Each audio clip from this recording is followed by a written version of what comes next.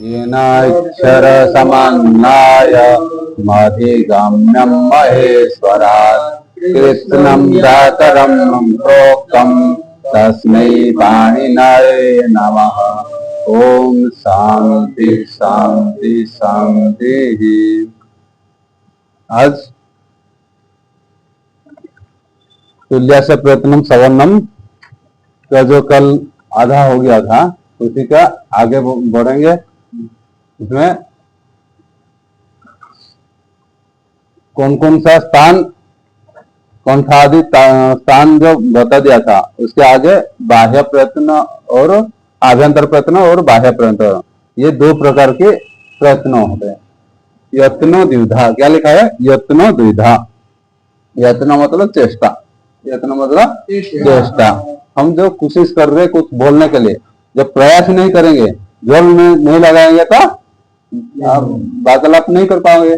इसके लिए जो चेष्टा कर रहे उसको यत्न बोलेंगे। और प्र उपसर्ग लगा दिया था प्रयत्न, क्या बन गया? प्रयत्न। प्रकृष्ट है ना, यत्नम करोति इति प्रयत्न हो जाएगा। द्विधा, दो प्रकार के। धा ये क्या है? प्रत्यय। धा प्रत्यय प्रकार अर्थ में। किस अर्थ में? धा कहीं में भी धा प्रत्यय आ गया तो प्रकार अर्थ में।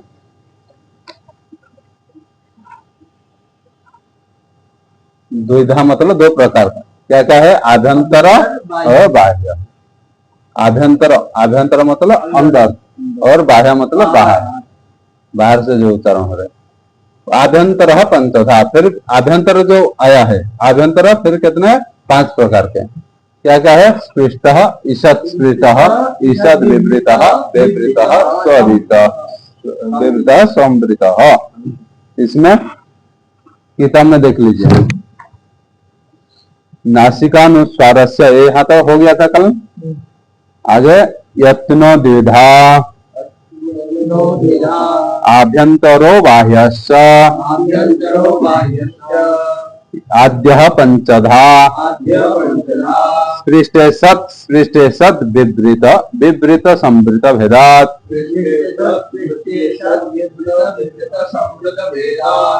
तत्र स्पृष्टं प्रयत्नं स्पर्शानां, ईषत् स्पृष्टम् अन्तःस्थानां, ईषद् विवृतम् ऊष्माणां, विवृतं स्वराणां, ह्रस्वस्य वर्णस्य प्रयोगे संवृतम्, प्रक्रिया दशायां तो विवृतमेव। उसके बाद नीचे देखिए, नीचे जो भी उसके दो नंबर नीचे के 2 नंबर लाइन ये वर्गानाम कहाँ तक आएगा? कादयो मावसाना, क्या? कादयो मावसाना स्पर्शा, दिखाई नहीं? कादयो मावसाना स्पर्शा, यणोन्तस्ताः सल उष्माणः अचः स्वराः। यहाँ तक जाएगा। इसके लिए क्या करना है? क्या करना है? इसमें हम आद्यः पंचधा पता हो गया। आद्यः मतलब पहला, पहला जो प्रयत्न है आभ्यंतर प्रयत्न, वो 5 प्रकार के है, इसे बता दिया। क्या क्या है? स्पृष्ट, ईषत् स्पृष्ट, ईषद् विवृत, विवृत संवृत, ये 5 प्रकार का। उसके बाद स्पृष्ट, स्पृष्ट प्रयत्न, फिर क्या बोल रहे? स्पृष्ट प्रयत्न किसको बोलेंगे? स्पृष्ट मतलब स्पर्श करना। क्या है? स्पर्श करना, छूना। जब हम वर्ण बोल रहे हैं, वर्ण को जब बोल रहे, हमारा कंठ आदि जो भी तालु आदि में छू रही नहीं, अतः हवा उसमें क्या लग रही नहीं, इस स्थान में लग रहे, इसके लिए उसको स्पर्श वर्ण बोले।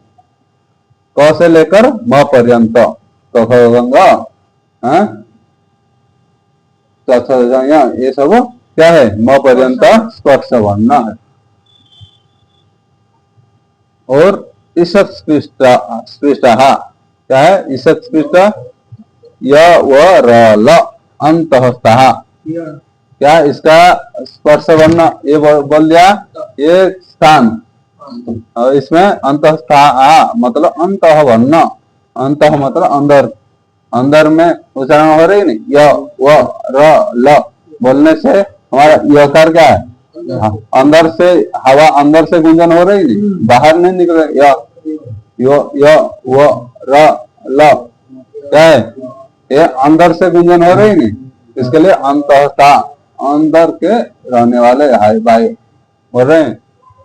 उसके बाद ईषद विपरीता, ईषद विपरीत क्या है, स स स ह उष्ण वर्ण, क्या है, स्थान का है उष्ण, उष्ण मतलब गरम, उष्ण मतलब गरम, गरम जैसे हम बोल रहे स स स ह, जब बोल रहे हमारा अंदर का वायु क्या है, गरम हो रही नहीं, इसके लिए उष्ण वर्ण, ये वर्ण क्या है, उष्ण वर्ण, इसको बोले उष्ण वर्ण।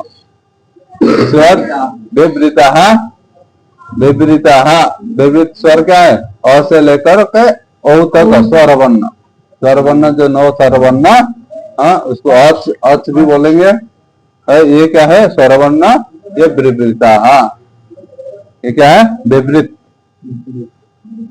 और उसका उच्चारण कैसे करेंगे वो आगे बताएंगे। संवृतम भी बोलेंगे, विवृता, विवृता मतलब विवृत स्वर वर्ण है, स्वर वर्ण अ से लेकर ओ तक, ये हो गया।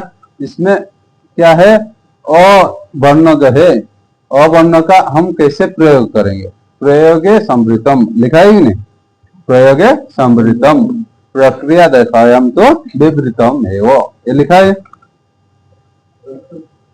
जब जब हम ह्रस्व जो अ जो करेंगे, अवर्ण को हम प्रयोग करेंगे, जैसे रमु क्रीडायाम, धातु क्या है, रमु क्रीडायाम, रमु क्रीडायाम धातु से मकार ओकार उपदेश जन्नासिक हित से ओकार चला जाएगा, और ये रम बचता है, रम से ये भय प्रत्यय आता है, क्या है भय प्रत्यय, भय प्रत्यय का ये लसकोट देते घकार लोप हो जाता है, यकार और हलंतम से लोप हो जाता है, इसमें अकार बचता ही नहीं है, घ में जो अकार बचता है, इसमें कैसे लोप से ये लोप हो जाता है, लसकोट से इत संज्ञा और हलंतम से इत संज्ञा हो, और कैसे लोप से लोप हो जाता है, ये अ बचता है, इसमें उपधा को दीर्घ कर देता है, र को आकार राम बन गया अकार,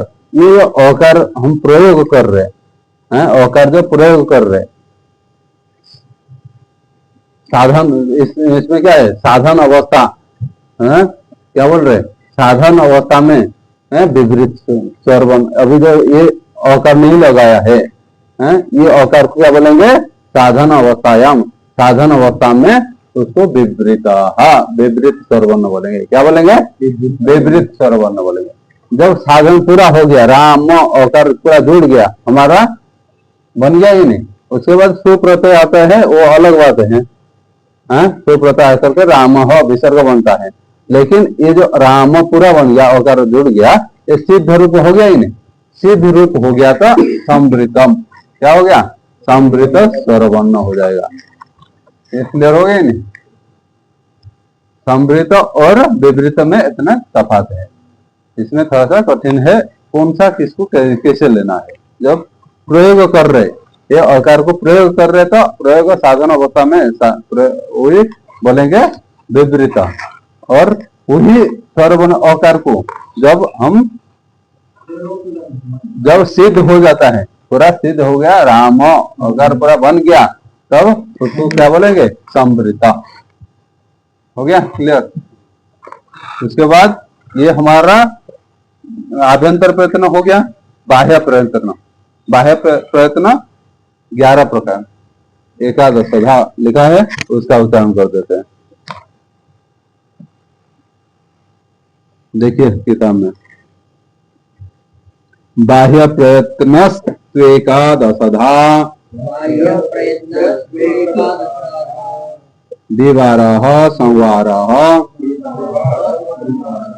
श्वासो नादो घोषो घोषोल्प प्राणो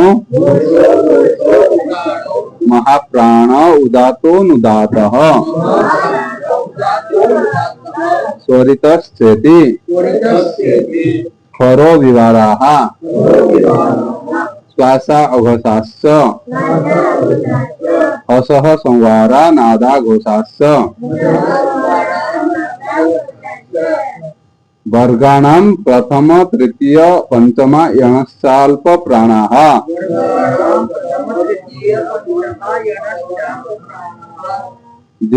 वर्गाणां द्वितीय चतुर्थौ षलश्च महाप्राणाः।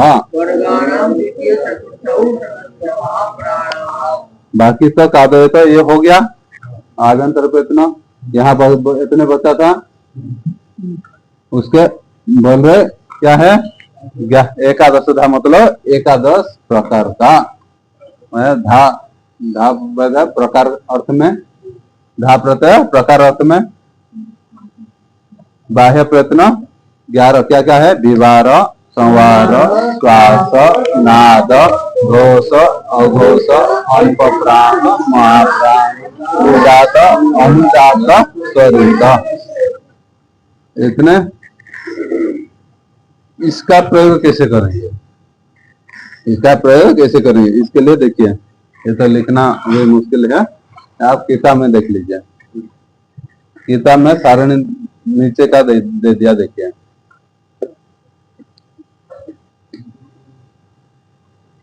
नीचे का क्या लिखा है।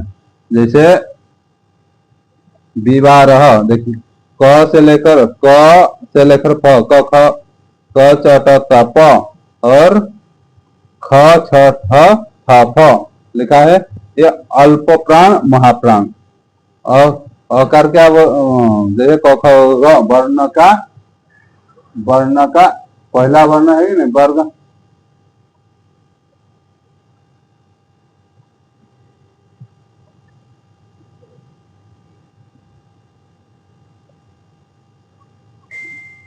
वर्ग का पहला वर्ण है ही नहीं, पहला वर्ण है, पहला वर्ण क च ट त प क्या है ये क च ट त प अल्प प्राण है, क्या है अल्प प्राण है। और ख छ ठ थ प ये महाप्राण है, ये महाप्राण है, समझाया। उसके बाद नीचे लिखा क्या है, ये पूरा है विवारा श्वासा अघोषाः क च ट त प ख छ ठ त फ ये पूरे ये विवारा श्वासा अघोषाः ये वर्ण है। आगे फिर बता रहे ग ज ड द ब, ग ज ड द ब अल्प प्राण है। और ग य न म ये वर्ग के तृतीय वर्ण और पंचम वर्ण ही नहीं, ये अल्प प्राण है। अल्प प्राण संवार नादा घोषाः लिखा है, संवार नाद घोष ये तीन क्या हो गया हमारा, ये ग ज ड और न म ये 10 हो जाएंगे। उसके बाद आगे बता रहे उसके 10 नहीं है, आगे भी 10, आगे भी 5 है, 5 है, फिर आगे भी 4 है, 4 है। ये क्या है संवारा नादा घोषा वर्गाणाम, ये महाप्राण क्या है वर्ग के चतुर्थ वर्ण घ लिखा ही नहीं, घ झ ढ ध भ लिखा ही नहीं, वो जो है महाप्राण है संवार नाद घोष। उसके बाद आगे य व र ल ये अंतवर्ण है, अंतवर्ण का क्या बता रहे अल्प प्राण क्या है, अल्प प्राण संवाराः नादाः घोषाः क्या लिखा संवार नाद घोषा। स ये महाप्राण है और विवारा श्वासा अघोषाः। और हकार क्या है महाप्राण है संवार नाद घोष, संवार नाद घोष। और ये हो गया उदात अनुदात स्वरित, ये तो क्या हो गया अच वर्ण, अच मतलब स्वर वर्ण, स्वर वर्ण अ से लेकर औ तक ये जो 9 है इसमें उदात भी होता है, अनुदात भी, त्वरित भी। इसका तो चर्चा पहले से पहले हो गई थी, हाँ? अभी कोई जरूरत नहीं है, और इसका भी पता चल गया। उसके आगे आगे देखें, यहाँ तक पता चला ही नहीं। हम इसके कैसे प्रयोग करेंगे, कैसे पता चलेगा, क्या पता चलेगा कि ये सवर्ण संज्ञा कैसे करेंगे? क्या है सवर्ण संज्ञा? तो सवर्ण संज्ञा करने के लिए हमको दो चीज मिनिमम चाहिए। समान होने के लिए क्या है, एक चीज में समान नहीं हो सकता है, दो चीज मिनिमम, दो चीज होना चाहिए नहीं। इसके लिए क्या बोल रहे हैं? तालवादिस्थान और आभ्यंतर प्रयत्न, तुलस्य प्रयत्नम सवर्णम। सूत्र में क्या दिया था? क्या दिया था? आभ्यंतर प्रयत्न। आभ्यंतर प्रयत्न ये है ही नहीं, ये आभ्यंतर प्रयत्न और बाह्य प्रयत्न, ये दोनों में से कोई एक होगा तो भी चला ही नहीं। और तालवादी स्थान, तालवादी स्थान इसका चर्चा कल हुए हो गए थे, हाँ? हुई नहीं। तालवादी स्थान मतलब क्या है? आया था इसम तालु लिखा है, लेकिन सब लेना पड़ेगा। कंठ, मूर्धा, दंत, नासिका, ओष्ठ, ये सब ज्यामल्य, उपदमान्य, ये सब लेना पड़ेगा आदि में। ये जिसके समान है, कंठ आदि तालु आदि स्थान, एक पक्ष में क्या होगा? तालु आदि स्थान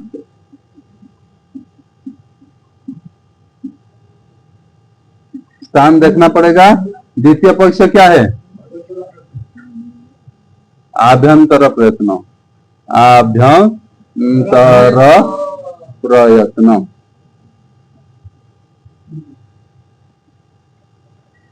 ये लेना पड़ेगा, आभ्यंतर प्रयत्न। ये दो चीज है, तालवादिस्थान और आभ्यंतर प्रयत्न। दो बराबर, जैसे हम तोलते हैं तो कुछ चीजें रख करके तोलते ही नहीं, इधर कम से कम बटकरा रखते हैं, हाँ? उधर कुछ चीज वस्तु रखते हैं, तब जाकर के बराबर होगा तो समान बोलते हैं।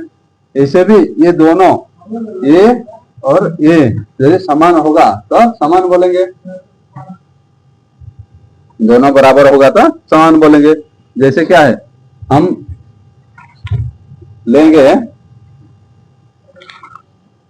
प और घ, प और घ, इसमें थोड़ा नजर करिए, ये दोनों सवर्ण है क्या? हाँ? प और घ में सवर्ण है क्या? देखेंगे प का क्या है? तालवादी स्थान क्या है? उपो पद्मान्याना ओष्ठ, इसका ओष्ठ है। स्थान क्या है? ओष्ठ है। ये घ का तालु है। कफ क्या है? कंठ है। कंठ क्या है? कंठ है। अकुह विसर्जन नाम कंठ, कफ घ आ रही नहीं, इसमें कंठ है। ये पहले से नहीं हो रहा है। क्या है? पहले से नहीं हो रहे, क्योंकि ये ओष्ठ है, ये कंठ है। समान बराबर हुआ क्या? तालु आदि स्थान मिला नहीं, तो आगे क्या देखेंगे? हाँ? इसके लिए क्या है? ये असवर्ण, सवर्ण नहीं है। क्या है? सवर्ण वर्ण नहीं है। पता चला? जैसे हम लेंगे अकार और घकार, क्या लेंगे? अकार और घकार। इसका हम देखेंगे बराबर हो रही है नहीं, सवर्ण हो रही है नहीं। अ का स्थान क्या है? कंठ है, और इसका घकार का भी कंठ है। मिला ही नहीं, ये मिला है, लेकिन आगे आभ्यंतर प्रयत्न भी देखना पड़ेगा। ये तालवादी स्थान तो मिल रहा है, लेकिन आभ्यंतर प्रयत्न देखेंगे तो क्या है? अकार का क्या है? अकार का विपरीत, अकार का ये विपरीत है, और इसका पृष्ठ स्पर्श वर्ण है, पृष्ठ है, ये हो रही क्या? ये भी अलग हो रही नहीं, तो ये भी सवर्ण नहीं है। क्या है? सवर्ण नहीं है। पता चला?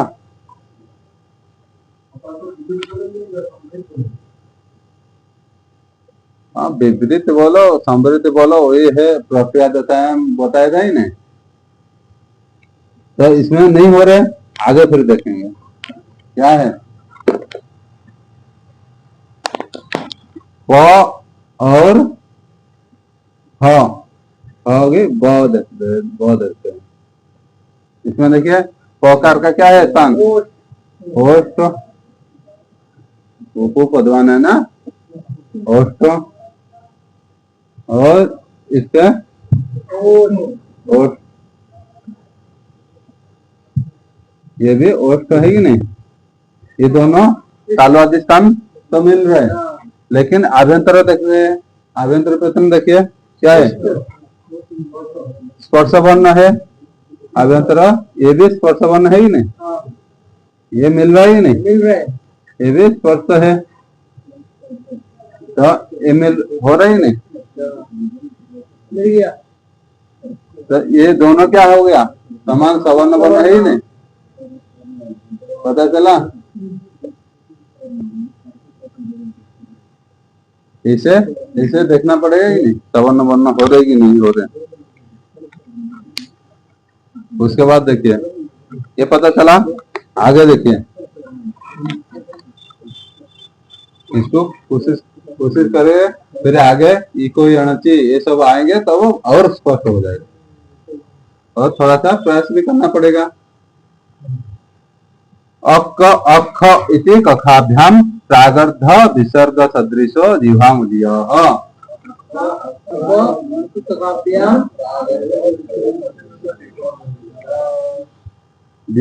हम बताया था, क्या बताया था? क और क्या बताया था? ये विसर्ग का आधा, विसर्ग यदि क्या है? विसर्ग, ये विसर्ग है, विसर्ग को यदि हम क्या करेंगे? आधा कर दिया, आधा विसर्ग है, आधा विसर्ग करेंगे तो क्या हो जाएगा? आधा विसर्ग किसके पहले होगा? ककार के पहले यदि होगा, और खकार के पहले यदि इसे अर्ध विसर्ग रहेगा, तो क्या बोलेंगे इसको? जिह्वामुलीय। क्या बोलेंगे? क्या बोलेंगे?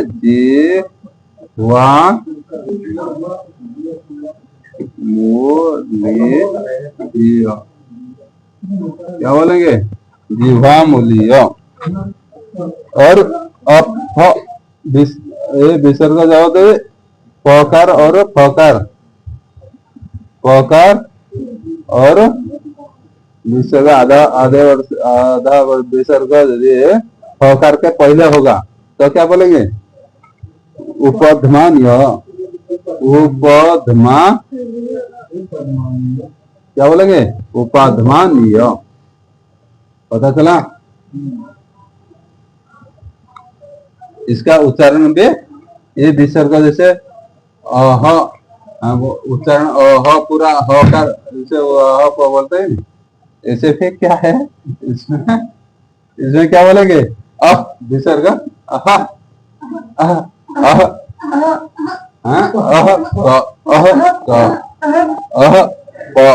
ऐसे आधा उच्चारण आधा भी करना पड़ेगा ही नहीं? क्या बनेगा? आधा विसर्ग करना पड़ेगा। आगे क्या बता रहे?